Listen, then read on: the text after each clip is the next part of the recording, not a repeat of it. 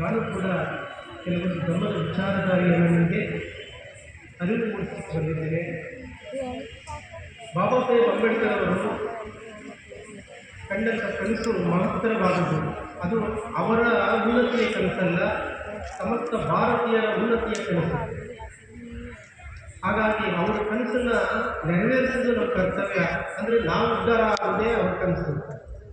ನಾವು ಉದ್ಧಾರ ಆಗಬೇಕಂದ್ರೆ ದಲಿತರು, ದಮನಿತರು, ಶೋಷಿತರು, ಅಸಂಘಟಿತರು ಇವರೆಲ್ಲರೂ ಕೂಡ ಉದ್ಧಾರ ಆಗಬೇಕಾದ್ರೆ 3 ಮುಖ್ಯವಾದಂತಹ ಕಾರ್ಯಗಳನ್ನು ಅವರು ಮಾಡಬೇಕಾಗುತ್ತೆ. ಅದು ಎಂಥ ಕಾರ್ಯ ಅಂದರೆ, ಮೊದಲು ಶಿಕ್ಷಿತರಾಗಬೇಕು. ಬಾಬಾ ಸಾಹೇಬ್ ಅಂಬೇಡ್ಕರ್ ಅವರು 3 ಅದ್ವಿತೀಯವಾದಂತಹ ಮಹಾಸಂಕಲ್ಪವನ್ನು ಮಾಡಿದರು ತನ್ನ ಜನರ ಮೇಲೆ.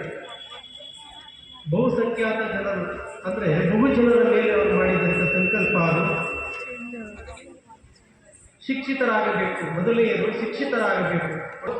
ಅವರಿಗೋಸ್ಕರ ಅಲ್ಲ, ಈ ದೇಶದ ಪ್ರಬುದ್ಧತೆಗಾಗಿ ಅವರು ಕಂಡಂಥ ಮಹಾಸಂಕಲ್ಪಗಳು. ಆ ಸಂಕಲ್ಪವನ್ನು ನಾವು